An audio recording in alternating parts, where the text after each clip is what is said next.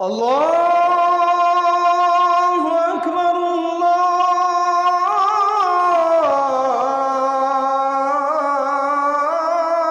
আল্লাহু আকবার। আমাদের দেশে ধর্ম অবমাননা এটাকে আরো পরিষ্কার করে বললে, সঠিকভাবে বলতে গেলে ধর্ম অবমাননা না, ইসলাম অবমাননা।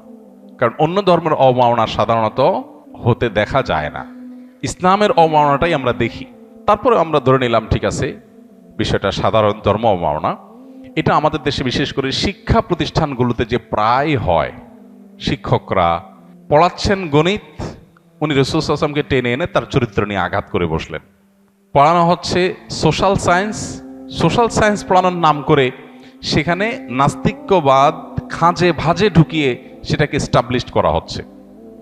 এই বিষয়গুলো আমাদের দেশে দীর্ঘদিন থেকে হচ্ছে। একজন শিক্ষার্থী নেকাব হিজাব করে শিক্ষা প্রতিষ্ঠানে গেছেন, তাকে বলা হচ্ছে তুমি মাদ্রাসায় যাও নাই কেন, এখানে কেন আসছো, হিজাব করলে আর স্কুলে কেন আসছো। এক মুখে তারা বলবে মেয়েদেরকে উচ্চশিক্ষা শিক্ষিত করতে হবে, আবার আরেক মুখে তারা যখন মেয়েরা হিজাব নেকাব পরে পড়তে আসবে বলবে তুমি এখানে কেন আসছো। এটাকে বলে মুনাফিকি, এটাকে বলে দ্বিচারিতা, এটাকে বলে ভণ্ডামি। এক মুখে বলবে মেয়েদেরকে বাসার বাহির করো, তাদেরকে শিক্ষিত করো, নারীর ক্ষমতায়ন করো। আরেক মুখে নারী যখন পড়তে আসবে বলবে বোরকা পরে আসছে কেন, তুমি মাদ্রাসায় যাও। তাহলে এটা মুনাফিকি ছাড়া আর কি? এক মুখে দুই কথা।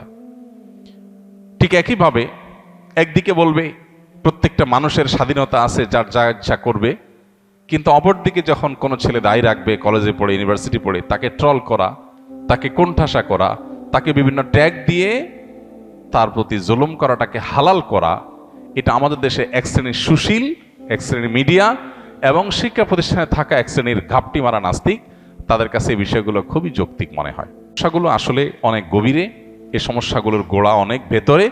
মূলত কাঠামোগতভাবে সিস্টেমিক্যালি ইসলাম বিদ্বেষ আমাদের দেশে প্রতিষ্ঠিত আছে। এটা দূর করার জন্য আমাদের সংগ্রাম চালাতে হবে, চেষ্টা চালাতে হবে। এদেশের কোটি কোটি ধর্মপ্রাণ মানুষ হাতে গোনা কিছু তথাকথিত সুশীল নাস্তিকের হাতে জিম্মি হয়ে আছে, যারা বিদেশিদের বিভিন্ন এজেন্ডা বাস্তবায়ন করে আমাদের দেশে মানুষের মধ্যে। সেগুলোর ব্যাপারে আমাদের সোচ্চার হতে হবে, সতর্ক হতে হবে। কোনো একটা কোরআন অবমাননা, নবী অবমাননা, ধর্ম অবমাননার বিষয়ে শুধু রিয়্যাক্ট করে আমরা দায়িত্ব সারলে হবে না, বরং সিস্টেমের মধ্যে যে ধর্ম অবমাননা আছে সেগুলো দূর করার জন্য সচেষ্ট হতে হবে। সামনে ক্ষমতায় যারাই আসবে তাদেরকে এই চ্যালেঞ্জ এবং প্রশ্ন আমাদের ছুড়ে দিতে হবে যে তোমরা আমাদের সন্তানদের ধর্ম চর্চা, তাদের মোরালিটি, নীতি নৈতিকতা, এটা সংরক্ষণের নিশ্চয়তা দিচ্ছ কি দিচ্ছ না। এই বোঝাপড়াটাকে পরিষ্কার করাতে হবে। সেটা যদি না করেন তাহলে এই কাঠামোগত ইসলাম বিদ্বেষের কারণে এ ধরনের সমস্যা আরো বাড়তে থাকবে এবং সাধারণ মানুষ সংক্ষুব্ধ হতে থাকবে। পৃথিবীর অনেক দেশে ফাইটিং ওয়ার্ডস নামে একটা কথা আছে, আদালত সেটাকে আমলে নেয়।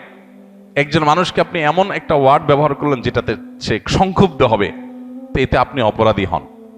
একজন কৃষ্ণাঙ্গ, তাকে যদি আপনি নিগ্র বলেন তাহলে সে আপনাকে মারতে আসবে, এবং এটাকে আদালত ফাইটিং ওয়ার্ডস হিসাবে দেখে এবং এটাকে দোষ হিসাবে দেখে। তাহলে আমার নবীকে আপনি যখন কটু কথা বলেন, আমার ভেতরে আগুন সৃষ্টি হয়, জ্বলন হয়, ব্যথা হয়, আমি সংক্ষুব্ধ হই। তো এই যে ওয়ার্ডটা আপনি ব্যবহার করলেন, আপনার এই ওয়ার্ডটা তো ফাইটিং ওয়ার্ড। এই ফাইটিং ওয়ার্ড দিয়ে আপনি সমাজকে অস্থিতিশীল করছেন। তাহলে এই ফাইটিং ওয়ার্ড ব্যবহার করা বন্ধ করতে হবে।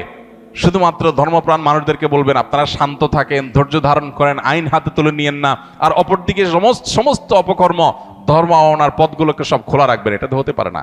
এই জন্য ধর্ম অবমাননা বন্ধে, কেউ ধর্ম অবমাননা করলে কঠোর আইন এবং সেটার প্রয়োগ, এটা ছাড়া এ সমাজ স্থিতিশীল করা সম্ভব হবে না। কেন এটা এখনো করা হচ্ছে না আমার বুঝে আসছে না। আপনি যদি চান সমাজটা স্থিতিশীল থাকুক, তাহলে অস্থিতিশীল হওয়ার পথটা বন্ধ করতে হবে। আপনি অস্থিতিশীল হওয়ার পথ খোলা রাখবেন, আর এদিকে মানুষকে বলবেন আপনারা শান্ত থাকেন, সবাই চুপচাপ থাকেন, ধৈর্য ধারণ করেন। এটা দ্বিচারিতা, এটা মুনাফিকি, এটা সাংঘর্ষিক। অতএব আমাদের দেশে এই যে কাঠামোগত ইসলাম বিদ্বেষ, রাষ্ট্রের কাঠামোতে, শিক্ষা প্রতিষ্ঠানের শিক্ষা ব্যবস্থার কাঠামোতে যে ইসলাম বিদ্বেষ খাঁজে ভাজে আছে, আপনি দেখুন 23 সালে যে স্কুলের বইগুলো হয়েছে, এমনকি এই বছর 2025-এ সঙ্গীত শিক্ষার যে বইগুলো ক্লাস 9-এ ক্লাস 7-এর এগুলো করা হয়েছে, এবং এখন স্টিল নাও বর্তমানে শিক্ষা মন্ত্রণালয়ের ওয়েবসাইটে, পাঠ্যপুস্তকের সাইটে এখনো সেই বইগুলো আছে। আপনি চাইলে এখনো ডাউনলোড করতে পারবেন। এই বইগুলোর কাভার দেখেন, এই বইগুলোর কাভার হিন্দুদের কাভার। এগুলোর ভেতরের গানের কথা সবগুলো ভারতের মানুষের ধর্মবিশ্বাস এবং তাদের কৃষ্টি কালচারকে আমাদের উপরে চাপিয়ে দেওয়া হচ্ছে। এই যে কাঠামোগত ধর্মবিদ্বেষ বা ইসলাম বিদ্বেষ, এটার ফলশ্রুতিতে অনবরত সমাজ অস্থিতিশীল হচ্ছে। এটা বন্ধ করার জন্য এই কাঠামোগত ইসলাম বিদ্বেষ থামাতে হবে। সমাজের মানুষের চিন্তা দর্শন তাদের বিশ্বাসকে আঘাত করবেন আর সমাজ স্থিতিশীল থাকবে, এটা কোনোদিনই আসলে সম্ভব না। এই জন্য এই পথগুলো বন্ধ করতে হবে। দায়ী রাখলো, টাকনোর উপরে প্যান্ট পরলো, আপনি তাকে জঙ্গি ট্যাগ দিয়ে দিলেন। এই ট্যাগ দিয়ে তাকে দমন প্রয়োগ শুরু করেছেন, মানুষ সংক্ষুব্ধ হবে। আপনারা দেখতে পাচ্ছেন 2025-এর বাংলাদেশে তরুণদের মধ্যে ব্যাপকভাবে দ্বীনের প্রতি ঝুঁকে পড়ার প্রবণতা বাড়ছে। কলেজ ইউনিভার্সিটিতে প্রচুর পরিমাণ মেয়েরা এখন পর্দা করছে, ছেলেরা এখন নামাজ কালাম পড়ছে।